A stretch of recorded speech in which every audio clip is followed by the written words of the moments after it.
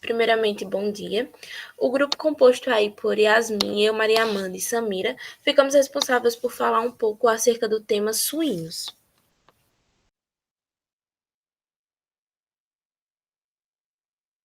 Falando inicialmente um pouco sobre sua classificação, ele pertence ao reino Animalia, filo Chordata, família Suidae, subfamília Sunae, gênero Sus e espécie Sus scrofa, que é aí descendente do javali.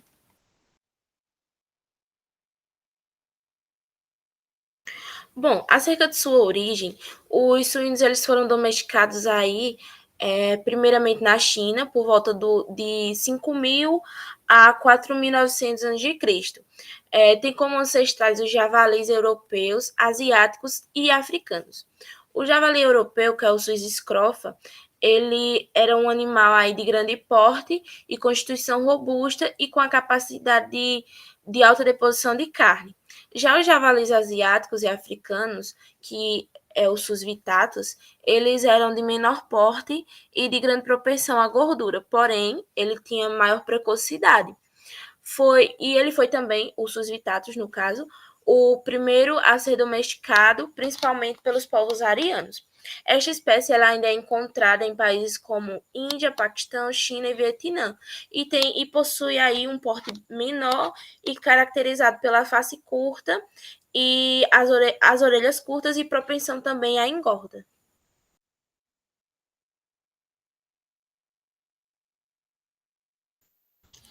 Na América, não existiam aí suínos até a chegada de Cristóvão Colombo, que trouxe esses animais por volta do ano de 1493.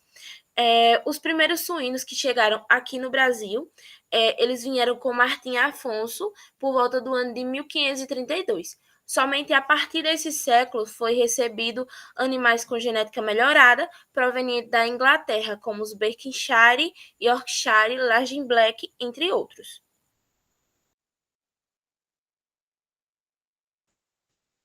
Posteriormente, vieram aí os produtores, como o Pollen China e o Duroc, e somente na década de 30 e 40 chegaram as espécies Wessex e Hertfordshire, e na década de 50 o Landrace.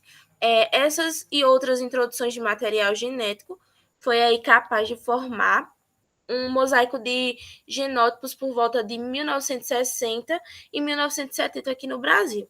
Na década de 1970, ocorreu a expansão das integrações, na época chamada de fomento, liderada aí por agroindústrias e que incentivaram a introdução de materiais genéticos a fim de melhorar principalmente a matéria-prima para a indústria. Com os diversos estudos da Embrapa voltados para o conhecimento das populações de suínos aqui no Brasil, que tinham como prioridade aí o melhoramento genético das raças, foi capaz de identificar e permitir, além de recomendar que as raças Large White, Duroc e Landrense formassem um germoplasma básico e adequado para o melhoramento genético aqui no país. Atualmente, a suinocultura nacional ela é baseada aí nessas três raças que eu citei anteriormente, a Landrace, Large White e a Duroc, que formam aí os híbridos.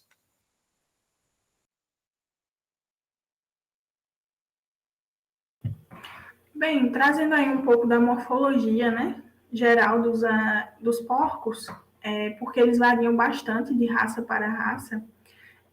Temos aí o perfil, né, frontonasal, que ele pode ser retilíneo, ou seja, mais reto, concavilíneo, que seria aí um meio termo entre o retilíneo e o ultraconcavilíneo, o ultraconcavilíneo é mais retraído, como podemos ver na imagem. E também temos aí os tipos de orelha, que ela pode ser asiática, que ela é mais em pé, ibérica ou céltica, como podemos ver aí na imagem também. Bem, sobre os troncos, os asiáticos seriam aí os porcos de pequeno porte, com orelhas curtas e descendentes indianos. Já o céltico são porcos grandes e possuem aí como descendente o javali europeu. E já o ibérico seria uma mistura entre os dois.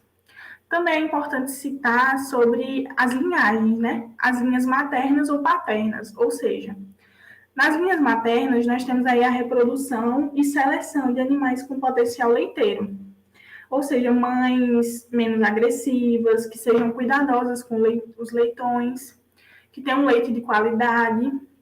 E na linha paterna são selecionadas as com taxa de crescimento, como também a qualidade da carcaça e a eficiência alimentar do animal. Começando aí a falar sobre as raças, né, nós temos aí algumas raças estrangeiras com grande importância na história dos porcos, né, dos suínos. Começando aí com a Landrace, que tem a origem da Dinamarca e possui alta precocidade e produtividade.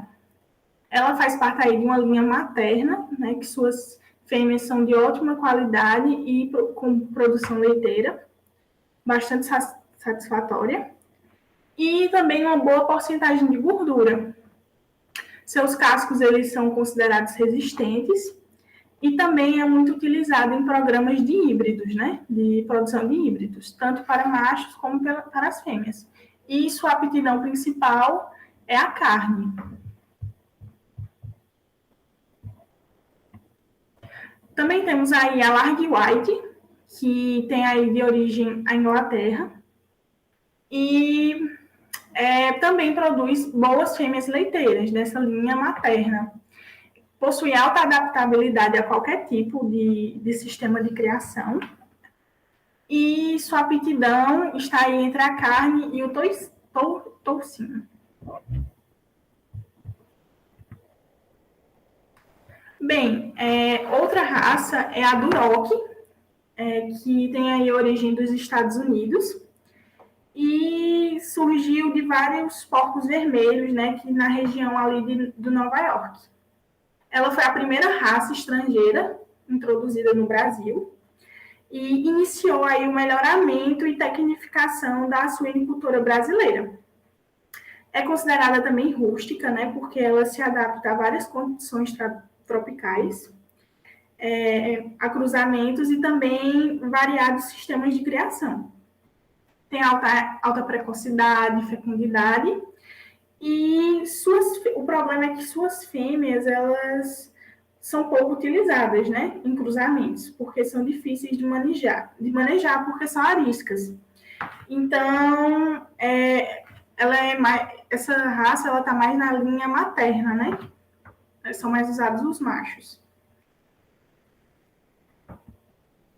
Bem, e os antigos porcos Duroc, eles eram mais utilizados para banha.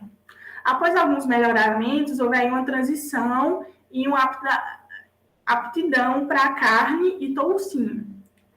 Porém, existem alguns estudos, né, alguns testes que estão querendo trazer ele somente para carne, porque ele tem é muito famoso essa carne marmorizada dele, que é muito valorizada, que é a carne que tem gordura, né, entre ela. Então, nós temos também a Pétrin, que é de origem bélgica, e é considerada a raça dos 4 pernis, porque seus pernis são muito grandes, e tem excelente massa muscular. Em contraditória, temos aí uma velocidade de ganho baixa. Também nós temos problemas cardíacos frequentes, né? Eles sofrem com esses problemas cardíacos frequentes, e é a característica limitante dessa raça. Então, ocorrem frequentemente perdas de reprodutores em horários quentes, né? Quando eles estão fazendo o acasalamento. E a aptidão principal é a carne. Raças nacionais. Aí nós temos o Piau, que foi a primeira raça nativa a ser registrada no Brasil.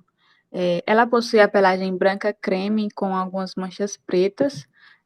As orelhas são intermediárias entre a ibérica e a asiática, e o perfil da cabeça é retilíneo e concavilíneo. É considerado um porco rústico e de boa produção de carne e gordura. Essa raça, ela pode ser de pequeno porte, médio ou grande, e chama atenção por sua carcaça ter surpreendentes 4 centímetros de espessura.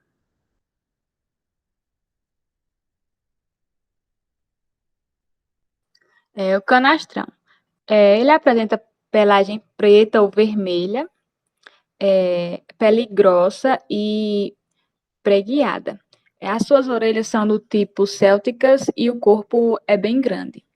Ele possui características rústicas e é encontrado no sertão do Brasil. Possui o perfil concavilíneo, geralmente é criada para a produção de banha, além de ter boa capacidade reprodutiva. Mas entra para a engorda somente no segundo ano de vida, por ter um crescimento tardio.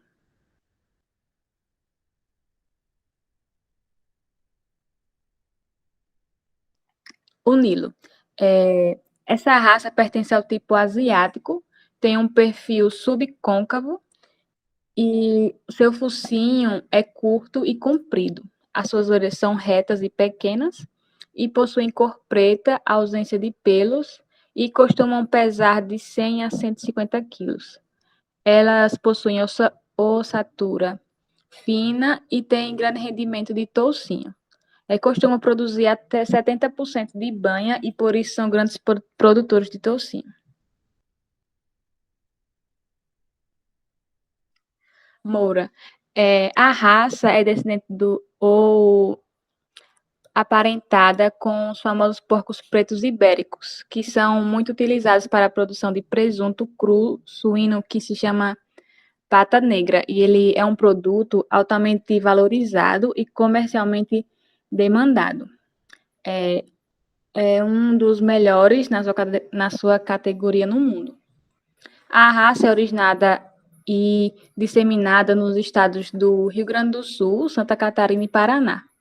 Ela possui uma pelagem preta e entremeada de pelos brancos e orelhas intermediárias entre ibérica e célticas, com perfil cefálico retilíneo ou concavilíneo.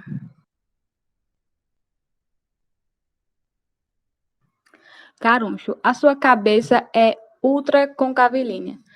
Suas orelhas são do tipo asiática e é um animal de aptidão de banha, com peso que varia entre 60 a 100 quilos. Seu ponto de abate tem um tempo maior do que as outras espécies, por isso a raça foi sendo esquecida.